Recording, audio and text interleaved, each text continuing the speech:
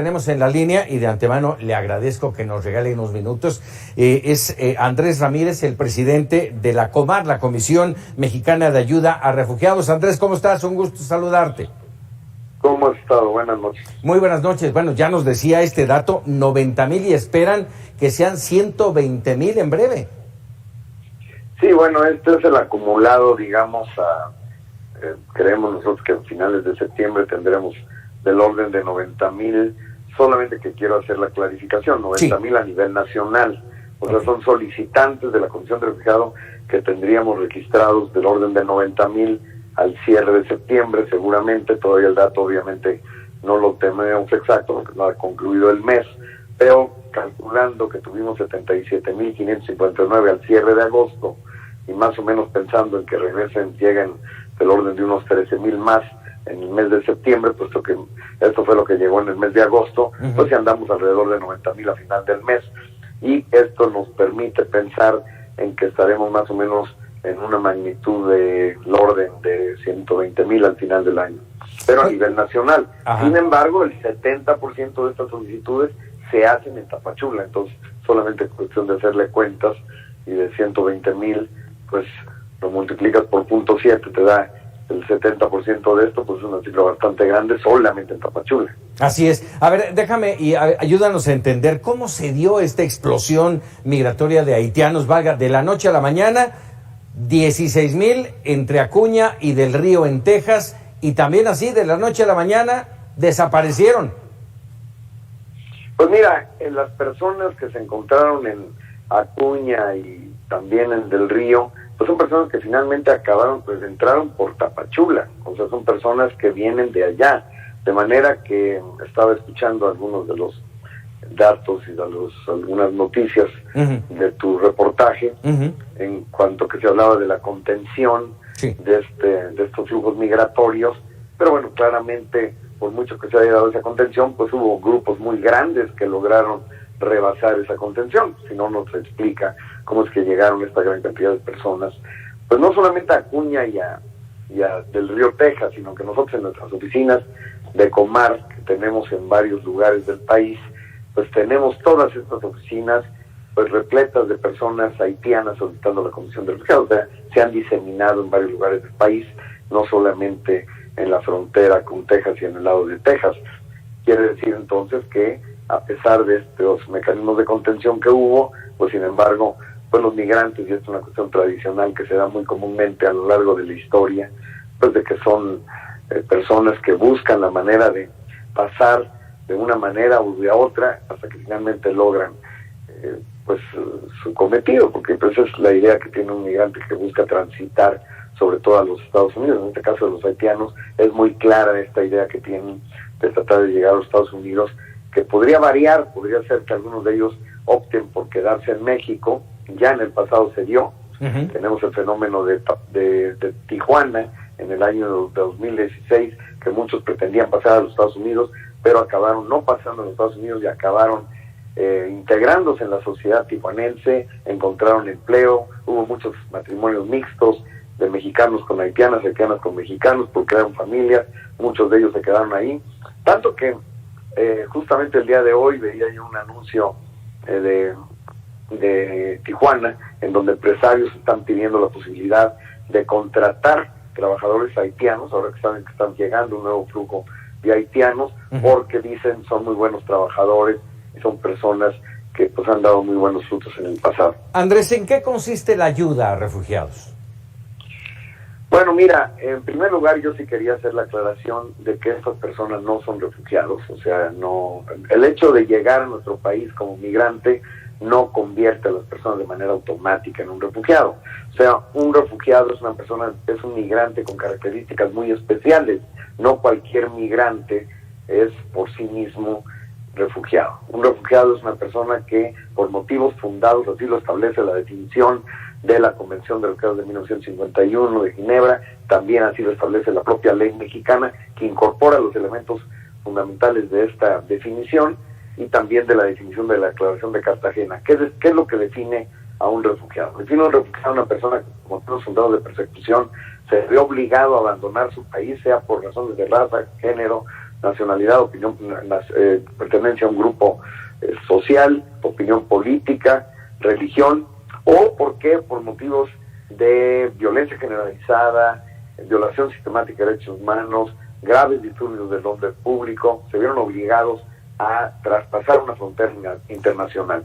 En el caso de estos haitianos que están llegando, es muy importante subrayar que no vienen de Haití, que es lo que uno pudiera pensar que sería el caso, pero no es el caso. El caso es que están llegando estas personas a lo largo, algunos de ellos en semanas, otros de ellos en meses, que han estado viniendo desde Brasil y de Chile, que son las personas que llegaron a raíz del terremoto de enero del 2010, o sea, hace ya más de 11 años, que justamente por ese terremoto salieron en masa, sobre todo a Brasil, y posteriormente, después de algunos años de estar en Brasil, muchos de ellos se pasaron a Chile, y por tanto entonces pues se mantenía una cantidad bastante significativa de haitianos, tanto en Brasil y Chile, y ahora varios de ellos empezaron a salir de Brasil y Chile hacia el norte. Al no ser, Val, déjame decirlo así, al no ser candidatos a ser refugiados, ¿qué sigue? No, lo que pasa es que, a ver, aquí también hay que aclarar lo siguiente. El hecho de que el perfil de estas personas no entren dentro de las características que establece la definición para reconocer a un refugiado, no quiere decir que no tengan derecho a acceder al procedimiento a través del cual nosotros hacemos la determinación de la condición de refugiado. En otras palabras, las personas extranjeras, esto es, digamos, casi que el único requisito, extranjeras, porque si son mexicanas, llegan a la Comar un mexicano, claro, y yo le digo, no, mira, tú te equivocaste de puerta, aquí no es, pero una persona extranjera sí puede llegar a la Comar y solicitar la condición de refugiado. Nosotros le damos lo registramos, le damos admisión al procedimiento, pero una cosa es esto, y otra cosa es que a final de cuentas el proceso de determinación de la condición de refugiado lo más seguro es que no va a llevar a que sean reconocidos como refugiados, porque, como te digo, las características de estas personas haitianas que están llegando a nuestro país, pues no están acorde a lo que establece la definición de refugiado. Y ahora, ¿qué es lo que sigue? Bueno, nosotros, después de este procedimiento, que pues lleva tiempo, porque es un proceso complejo, que implica varias entrevistas muchas veces, pues puede variar mucho, pero nosotros estamos tratando de agilizarlo al máximo. Justamente hemos desarrollado una serie de mecanismos para tratar de incrementar la eficiencia y acortar los tiempos, pero puede llevar varios meses, y justamente después de esto, pues la situación es que en el caso de muchas otras nacionalidades y de personas que llegan justamente por persecución o los elementos que definen el reconocimiento de la condición de refugiado, pues hay una alta probabilidad de que sean reconocidos, pero en el caso de personas que no se encuadran dentro de esta definición, pueden ser lo más probable rechazados. Si son rechazados, pues ya quedan en condiciones de irregularidad en el país. Déjame por último, Andrés, preguntarte dos temas que a mí me parecen vitales. El primero de ellos, estamos en plena pandemia, hace ya un año, casi 8 meses, en una situación en que no afloja la pandemia. ¿Qué niveles de seguridad, de salubridad tenemos con esta cantidad? Mencionabas 90 y tantos mil en todo el país. ¿Qué seguridad tenemos? ¿Qué seguridad nos da tener a estos migrantes sin saber si traen o no un virus? Bueno, mira, yo creo que el tema de la pandemia pues es algo de los migrantes y de los no migrantes, de la población local. Sí, claro, pero ¿qué hace la autoridad mexicana para cuidarnos? Bueno, no, nosotros, por ejemplo, en el caso concreto de los refugiados, porque además yo te estoy hablando solamente de aquellos que se registran como solicitantes de la condición de refugiado, pero hay muchos otros migrantes más, así es, muchos más, que no están registrados con nosotros. Mira, te doy un dato para que veas que el dato es mucho mayor. Justamente el CBP, que es la Patrulla Fronteriza Norteamericana, en el año fiscal norteamericano que inicia en octubre y al cierre de agosto, había detenido 1,5 millones de migrantes, dentro de los cuales más o menos 1/3 es mexicano y 2/3 son centroamericanos o de otras nacionalidades. Entonces, eso te hace ver que hay un flujo mucho mayor, que son personas que no solicitan la condición de refugiado ante la Comar y que transitan, y que definitivamente pues ahí nosotros no tenemos nada que ver con respecto al tema sanitario, pues son personas que van libremente en el país transitando como migrantes, que ocurre en todos lados del mundo. Ahora, en el caso nuestro, nosotros sí tratamos de buscar todas las medidas sanitarias, específicamente cuando llegan a nuestras oficinas, que es donde nosotros operamos, digamos, nosotros estamos allí en las oficinas esperando, digamos, que las personas lleguen, se registren, donde los entrevistamos y bueno, procuramos que tengan los cubrebocas, el lavado de manos, todas las medidas sanitarias, la sana distancia en la medida de lo posible, pero bueno, cuando la cantidad de gente que llega es demasiado grande, nos es muy complicado el poder garantizar justamente varias de estas medidas, sobre todo en lo que respecta al tema de la sana distancia, sobre todo en las largas filas que hay afuera de la Comar, específicamente en estos meses recientes, que como bien señalabas, se ha multiplicado el número de manera exorbitante, más especialmente en el caso de Tapachula.